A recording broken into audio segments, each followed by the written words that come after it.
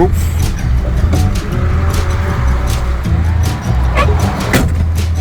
The door doesn't actually shut, so when you go around right hand corners it gets a bit dangerous, but we can fix that.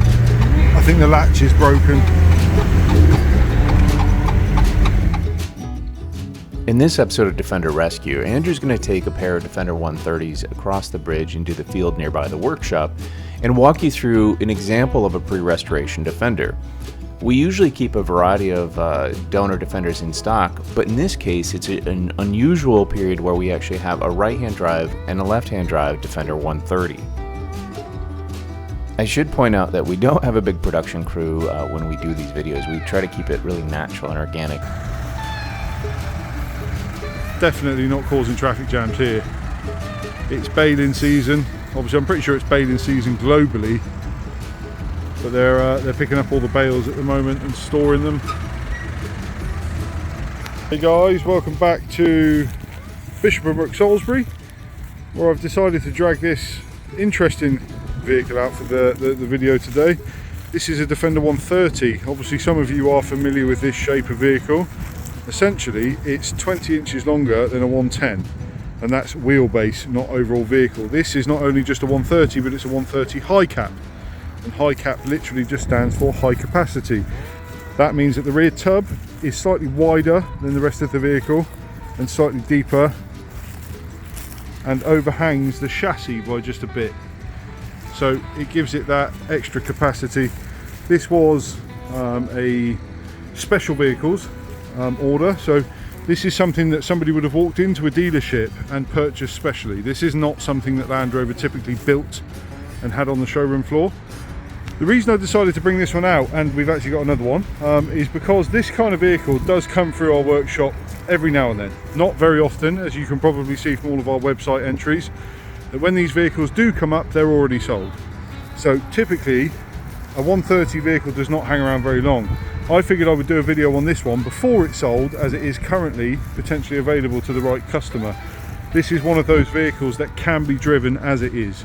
So I've just driven this vehicle around and it achieves 70 to 80 miles an hour easily. It drives very smoothly. It's got a modern 300 TDI in it with a manual R380 gearbox. So it's the same engine that is in all of the other Defenders. There's nothing different about this car at all from the front to back.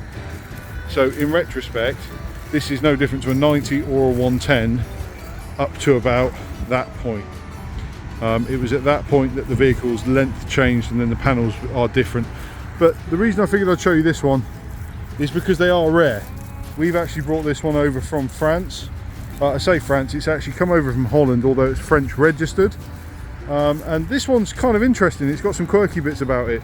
So the initial things that we spotted were that it must have been worked at some point, because it's got twin shock set up on the front. So that's kind of cool. Not something we see. It's also got air suspension, and this is air assist opposed to air suspension. So there's a big airbag inside the spring, and it does work. As I plugged it straight in and managed to achieve 35 psi, say, from the system. Oh, ignition on.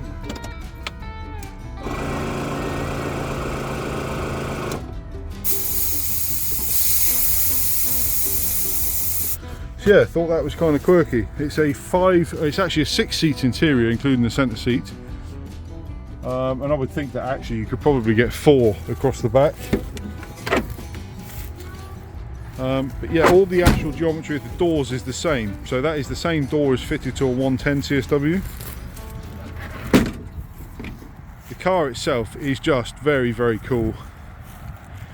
If this is something that you're interested in, it's worth registering some pre-interest. As you know, we're all taking orders now into 2023. That vehicles like this do not come up very often. There's a potential that this one is available to the right customer. So to register an interest, why don't you get in touch with Mike? And you never know, this could be sat in your driveway this year. I don't know why every video turns into that sort of this is for sale thing. This is Defender. We make them nice. Guys, I've got brain fog today. I'm really not feeling it today. Trying to do walk around videos on this car. I've done 2 takes now. can't quite get the angle that I want. But this is a 130. Simply, if I was going to put this the way my mind is allowing me to think about it today, is about the coolest truck that you can get, I think. Guys, I've given up. I'm going to go and get Tom and the other 130 and see if it gives me some inspiration to do something else, as I'm not really feeling it.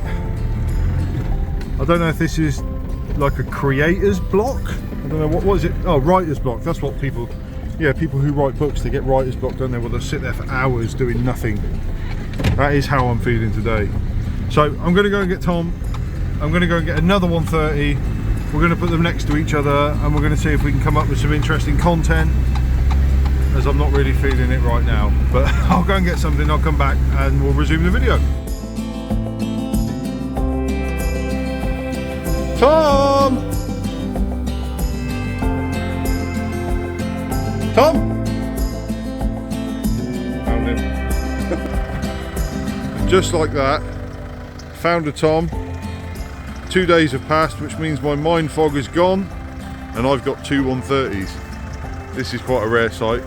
You can let the dog out if you want, Tom. We figured we'd bring both of them out here, as this is quite a rare sight for us to have two of these on site at once, obviously pre-restoration. That one took a couple of days to get ready, so we had to spend some time making sure that that would run properly, as it was leaking the diesel. It just had some issues, but it's now sorted, it's here. We're back in the field outside the workshop. So our workshop is part of a 2,000 acre estate. I live just there. This is the farmyard that we live on, and you can just see the top of the workshops over there. So it's probably about 100 meters away. Turns out after all that I didn't actually need Tom for any mental inspiration. I just needed him to drive a car. So figured we'd take the opportunity to come out here and show you them both. Obviously at the moment both of these vehicles are available, which is something probably more rare than two 130s in a field, to be honest with you. So as you can see, ever so slightly different, not the cars themselves, the cars are the same, but what this does have is the Truckman top on it, and you can probably see the difference in capacity of this vehicle.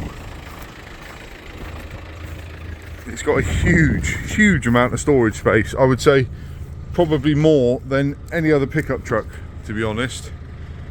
I don't know where they've all come from, but it is massive. I mean, you could probably fit around 27 golden retrievers in that, I would think. Or if you work by Imperial system still in America, you could probably fit, I'd say, 4 washing machines in there. I think it's one of those load areas that you could use for all sorts of stuff. I think you could probably even stand motorbikes and things up in the back of that, to be honest. I might even try that. So yeah, both of them available, both of them in one place. Just about to do some still photos, and you can make your minds up yourself whether or not this is the best Defender. I think it is. So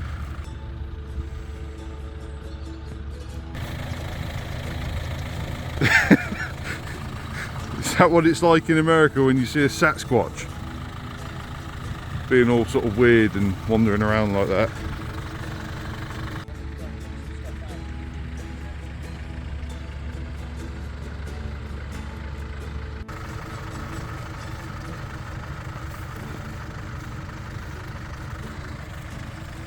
This guy really knows how to get in every shot. One of the things to be aware of as a Defender owner is that no matter where you go, you're going to capture an audience or just an intriguing vehicle. And even if you're in the middle of a field someplace, people are going to wander over and want to take a look. This holds particularly true for the Defender 130 because they were so very special, and they just have this iconic design to them that will always be timeless, always be cool, and always be interesting. Even in the homeland of England, where they were built and worked many of the fields, old guys still love them. And so this video is really about kind of their donor Defender processes, that they all come into the workshop after 25 years of use on farms and fields, cruising around the motorways, etc. And it's our job to figure out, make sure that it's export eligible, all the paperwork checks out, has good history, and then also evaluate it for restoration, is to say, is this a vehicle that needs a full restoration? Can we do a preservation series project on this?